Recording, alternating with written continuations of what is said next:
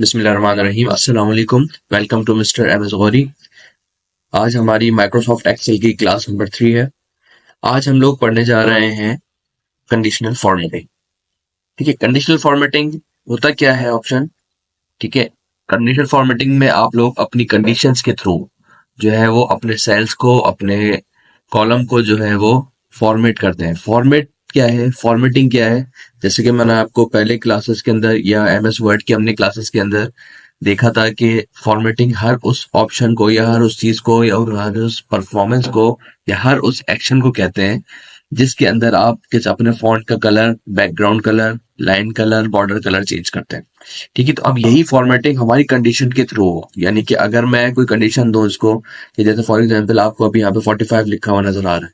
अगर ये 45 जो नंबर है 50 या 50 से ज्यादा हो तो उसका कलर कुछ और होना चाहिए, यानी रेड होना चाहिए, ग्रीन होना चाहिए।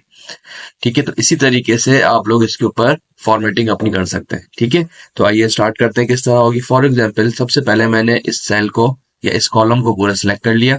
सिलेक्ट करने के बाद होम के टैब में आप लोगों ने कंडीशनल फॉर्मेटिंग में जाना है। सबसे पहले आपके पास आ रहा है हाईलाइटेड सेल्स रूल। ठीक है, फॉर एग्जांपल मैंने इस पे पहले पे क्लिक किया, ग्रेटर देन मैंने यहाँ पे कहा कि ग्रेटर देन आपके पास 50 से जो अबव हो वो आप मुझे दिखाइए। ठीक है, तो उसने आपको ये हाईलाइट करके दे दिया। ठीक है, इसी तरह अगर मैं यहाँ पे इसको बोलता हूँ कि लेस देन जो है वो 50 दिखाइए तो इसने 50 आपके ये वाले हाईलाइट कर दिए। ठीक है, इससे के साथ ही आपके पास यहाँ पर आ रहा है बिटवीन, यानी कि आप इसको दो रेंज बता देंगे कि 50 से लेके 60 तक के दरमियान कोई आ रहा है तो आप उसको हाईलाइट करें। यहाँ पे कोई नहीं आ रहा तो उसने हाईलाइट नहीं किया। ठीक है, मैं इसको कर देता हूँ 50 से लेके 75, 75 तक। तो देखिए इसने दो आपकी सेल्स को हाईलाइट कर दिया कि दो आपके पास ये आ रहे हैं।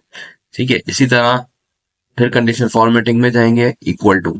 ठीक है, इक्वल टू यानी एग्जैक्ट फिगर देंगे आप, यानी कि 75 के जो बराबर है वो आप हाईलाइट कर दें। इसको इसने हाईलाइट कर दिया।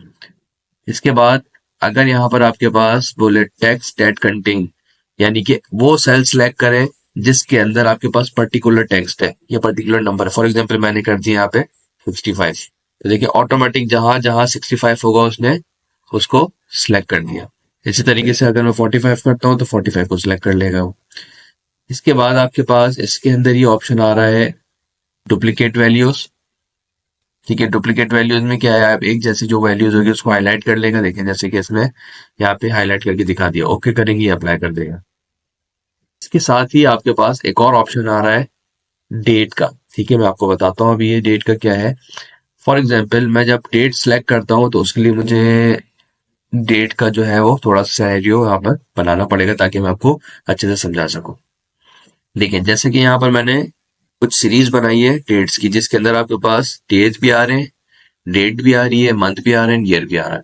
ठीक है, मैंने इस तमाम सेल्स को सिलेक्ट किया, होम के टैब में गए, कंडीशनल फॉर्मेटिंग। ठीक है, और यहाँ से डेटा करें। अच्छा, अब ये आपसे आपको बताएगा कि यस्टरडे की डेट बताइए। फॉर एग्जांपल मैंने इसको कहा। ठीक है, जैसे इसको क्लिक करूंगा देखिएगा इसमें से कोई ना कोई सेल इसने ये देखिए हाईलाइट कर दिया। सही है, यस्टरडे मतलब आज हमारी डेट क्या है, 27 है। यस्टरडे यानी कि कल क्या डेट थी तो उसने इसको यहाँ पर आपको हाईलाइट किया। सही है, इसी तरीके से हम एक और देखते हैं।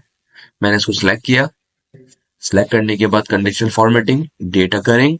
ठीक है, अब यहाँ पे बोलता हूं मैं लास्ट वीक, यानी कि पूरा जो लास्ट वीक था वो आप सिलेक्ट कर दें। ये देखें इसने आपके लास्ट वीक को सिलेक्ट कर दिया। सही है।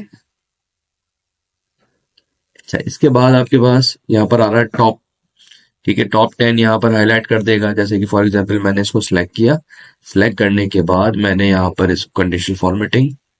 ठीक है, टॉप 10 आइटम्स। ठीक है, अच्छा फॉर एग्जांपल इसको मैं डबल करता हूँ। ठीक है, जैसे कि यहाँ पे मैंने ये 20 स्टूडेंट्स लिए हैं, 20 स्टूडेंट्स को मैं सिलेक्ट करता हूँ। होम में जाते हैं हम लोग। ठीक है, कंडीशनल फॉर्मेटिंग, टॉप 10। ठीक है, जैसे ही मैं इस पे क्लिक करूंगा देखिए जो भी इसके टॉप 10 होंगे ऑटोमेटिकली आपको हाईलाइट कर देगा कि ये आपके टॉप 10 है, यानी कि जिनके भी नंबर सबसे ज्यादा है। सही है, इसी के साथ ही आपके पास ठीक है टॉप 10 परसेंटेज आ रही है, बॉटम 10 आ रहा है। ठीक है, अबव एवरेज आ रहा है, बिलो एवरेज आ रहा है, ये तमाम चीजें इसी से रिलेटेड है। देन ये आपके पास बार्स आ रहे हैं। ठीक है, अगर मैं यहाँ से कोई बार इस्तेमाल करूंगा तो इस तरीके से ये आपके बार्स को ग्रेडियंट्स शो करवाएगा। ठीक है, आपकी परसेंटेज के हिसाब से। जैसे फॉर एग्जाम्पल मैंने इसको कर दिया 98, अगर मैं 65 को यहाँ से इंक्रीज करता हूँ, मैंने यहाँ पे कर दिया 99, तो ऑटोमेटिक ये बार को भी आपके चेंज कर देगा। सही है। इसी की तरह आपके पास एक और ऑप्शन भी यहाँ पर मौजूद है, कलर बार्स। ठीक है, कलर अप्लाई कर देगा आपके ये। ठीक है, आइकन सेट्स, अगर आपने कोई कोई आइकन अप्लाई करने हैं तो वो भी अप्लाई कर देगा। सही है। अच्छा, इसके बाद आपके पास यहाँ पर एक बहुत इंपॉर्टेंट चीज आ रही है, न्यू रूल। यानी कि हम अपने रूल इसके ऊपर बनाएंगे कि हम किस तरीके से इस कलर्स को शो करवाएं। ठीक है, तो आइए वो देखते हैं वो किस तरह कर सकते हैं। ठीक है, तो देखिए यहाँ पर सबसे पहले मैंने एक सेल को सिलेक्ट किया। एक सेल को सिलेक्ट करने के बाद यहाँ पर आपके पास जो है वो मैं गया हूँ न्यू रूल में। ठीक है, न्यू रूल में जाने के बाद आपने सबसे नीचे वाले लेना है, use a formula to determine which cells to format. ठीक है। अच्छा, उसके बाद इस जगह पे आपने लगाना है इज इक्वल टू। ठीक है, और उसके बाद देखना है कि सेल कौन सा है आपका, F3। जैसे कि मैंने आपको फर्स्ट क्लास में बताया था एक्सेल की, तो यहाँ पे सेल एड्रेस किस तरह निकाल सकते हैं। हमने यहाँ पे लिखा F3 इज ग्रेटर देन और इक्वल टू हो 50 की, यानी कि अगर F3 के अंदर जो भी वैल्यू है 50 से ज्यादा हो या 50 के बराबर हो तो इसका कलर चेंज कर दे। फॉर्मेट पे क्लिक किया। ठीक है, फिल कलर मैंने इसका कर दिया ग्रीन।